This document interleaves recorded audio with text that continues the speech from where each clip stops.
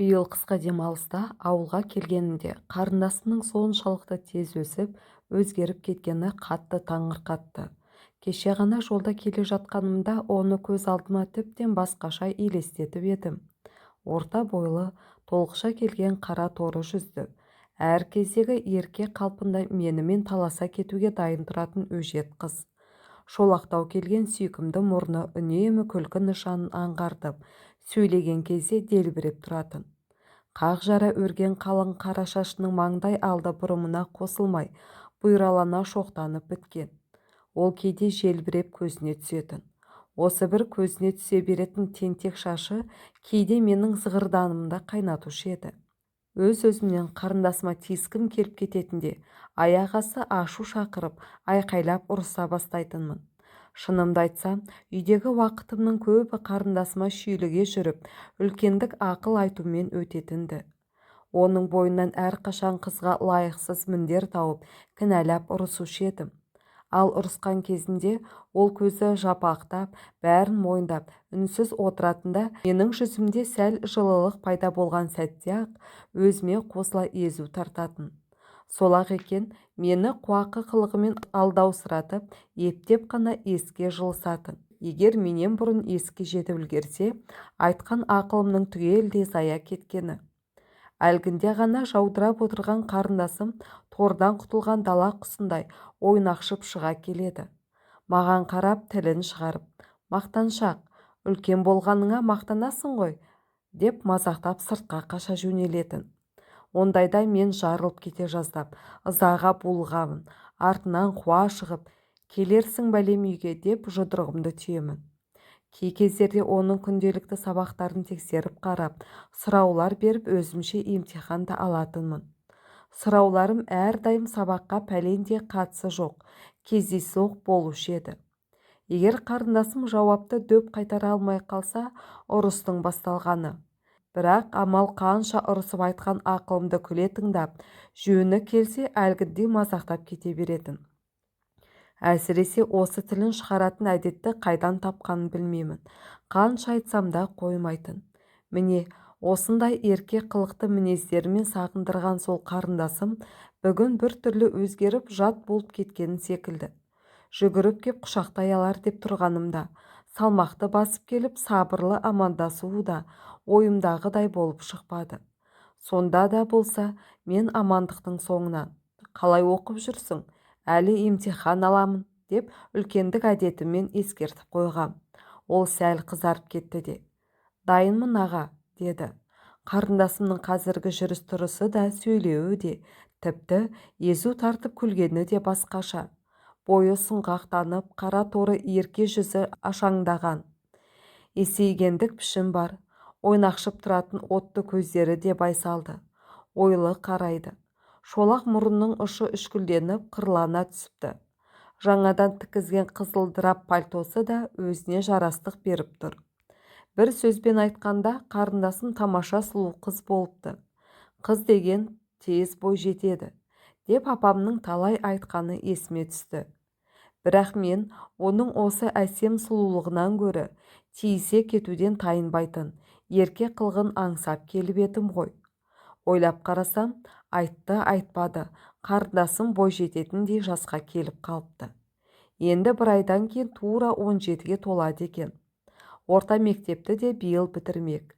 Үйге кіріп жайғасып отырған соңда бірнеше рет онымен бұрынғыдай сөйлеспек болып оңтайланып едім, сөзіміз байланыспады. Бұрын қала жайын қайта-қайта сұрап таңырқап, қызыға тыңдайтын қарындасым бұл жолы менің жаңалықтарыма да құмартқан жоқ.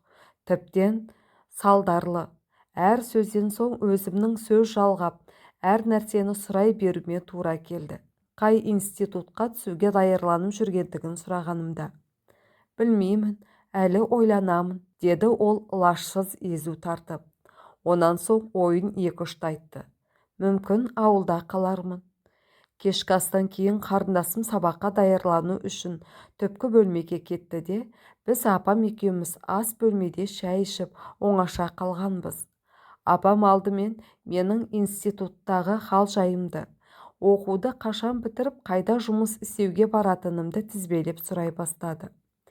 Дәл осы жайларды апам бұрын да бірнеше рет сұрап біле тұрса да, бұл жолы әдейі сөз болсын деп отырғаны белгілі еді. Сондықтан бұрын әлденеше айтқанымдай, оқуымның бітуіне әлі 2,5 жыл барын, мүмкін болса бітірісімен агроном болып өзіміздің ауылға келетінімді тағы да қайталап айтып бердім. Ауылда болып жатқан жаңалық, өзгерістерді де сөз еттік. Апамнан естідім.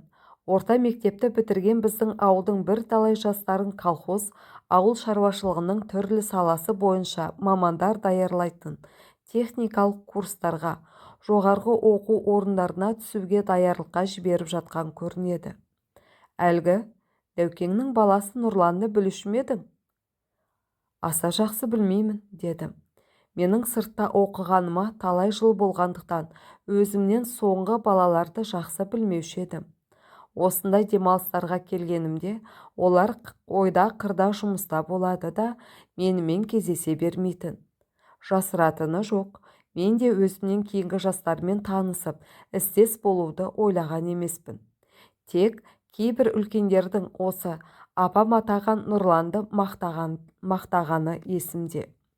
Естуімше ол өткен жылы орта мектепті бітірісімен өзіміздің ауылдағы электр станциясына жұмысқа кірген. 3 айдай монтердің көмекшісі, онан кейін монтер болып істейді дейтін. Нұрлан қазір қайда істейді, деп сұрадым.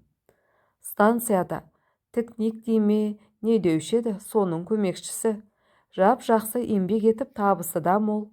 Бір үйдің иесі боп қалған баланы колхоз енді 3 жылдық оқуға жібергелі жатыр. Бет алды оқи бергеннің несі жақсы дейсің, деді апам жақтырмаған пішінде. Мен апамның сөз төркініне түсіне қойдым. Ол кісінің ойынша, менің ауылға сирек келуім, өткен жаздағы практикамды басқа колхозда өткізуім, далада жүріп жатбауыр болып кеткендіктің салдарынан деуші еді. Көрші кемпірлеріме сырласа отырып: «Ей көрші, ананың көңілі балада, баланың көңілі далада» деп бұрынғылар бекер айтпаған екен деп талай күрсінгені есімде. Міне, Нұрлан туралы сөз қозғағанда көмейінде осы ойлар жатқан болар деп түйдім. Біреудің баласына не жұмысы бар десеңізші. Оқығаны дұрыс қой апа, деп мен Нұрланға шын тілектес екенімді білдірдім. Жауабым апама ұнамай қалды білем.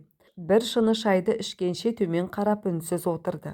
Ескірген бәтес орамалмен тершіген маңдайын сүртті де, үстіңгі жағы қымтап жабылған терезеден сырттағы қараңғы түнге қарады.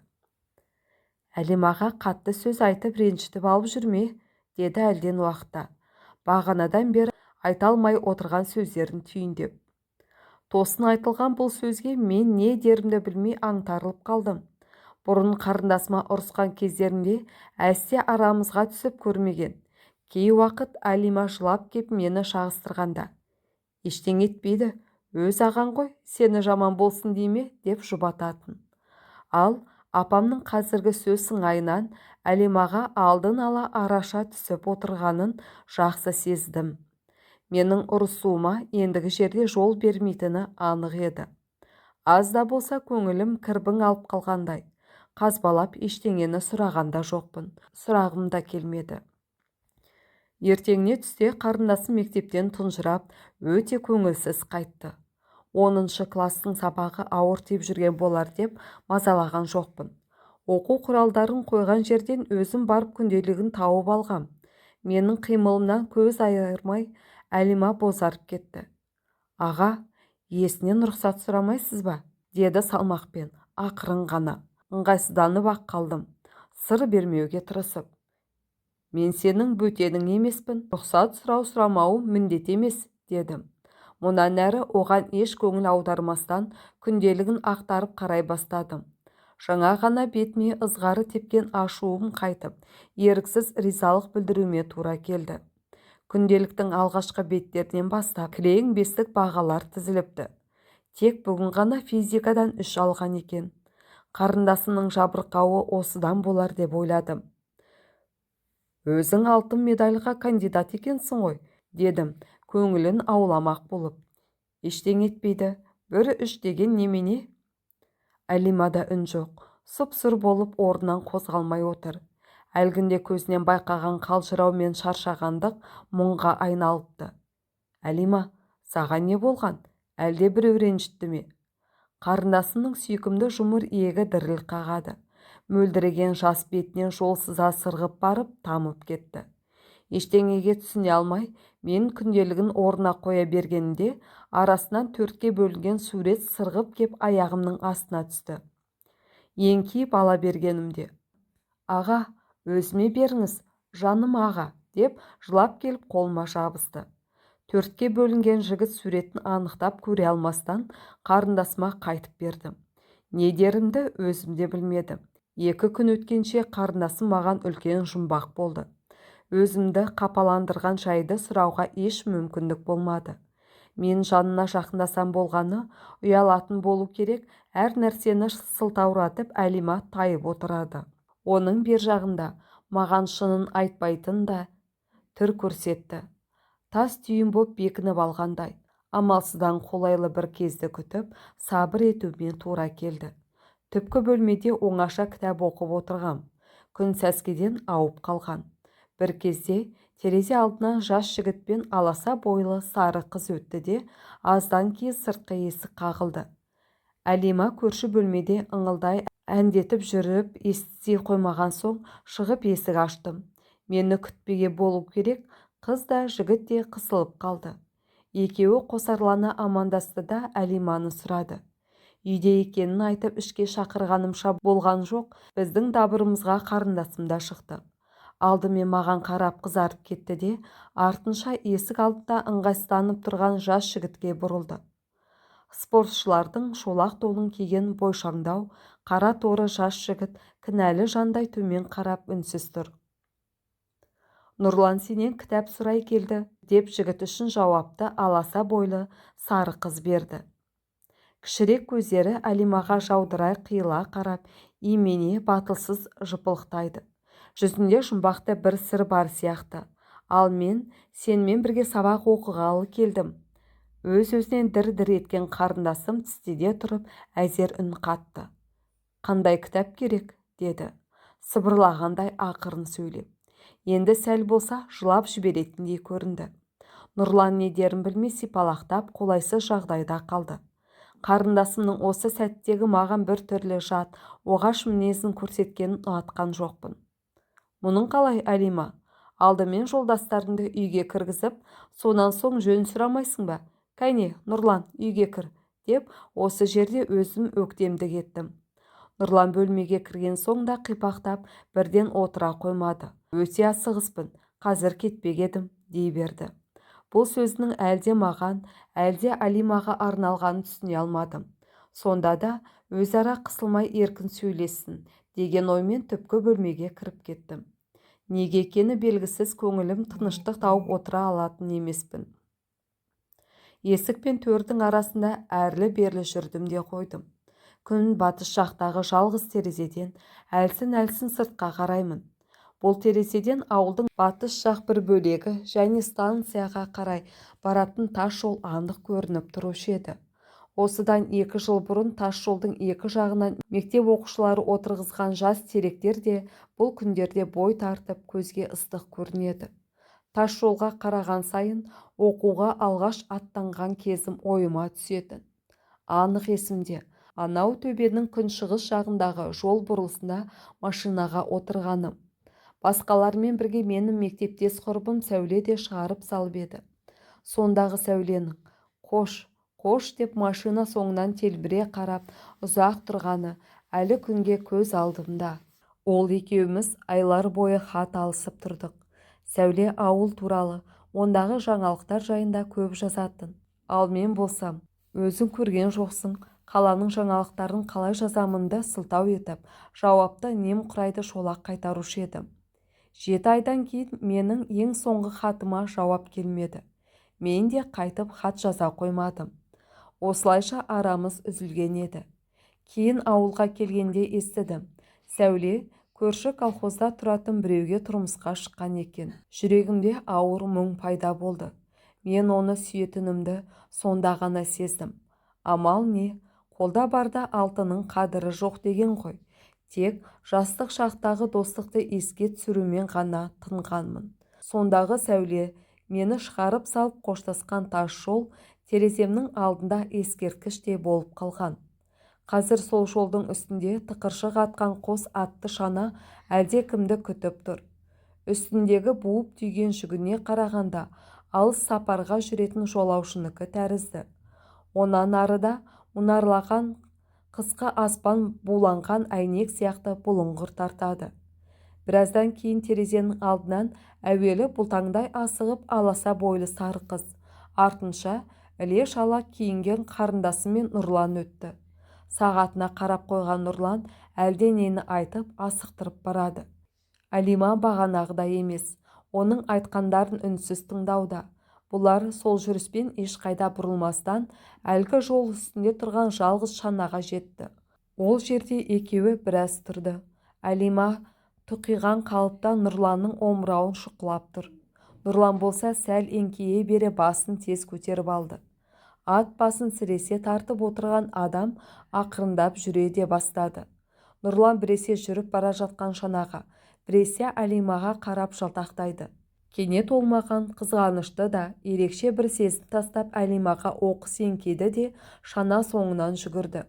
Қос ат шананы алға сусытып ала жөнелді.